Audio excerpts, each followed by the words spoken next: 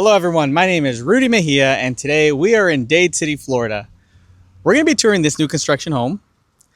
It's built by MI Homes. The floor plan is called the Sentinel. This is a 4-bedroom, 2-bath home. Also has a 2-car garage. Let's go check it out.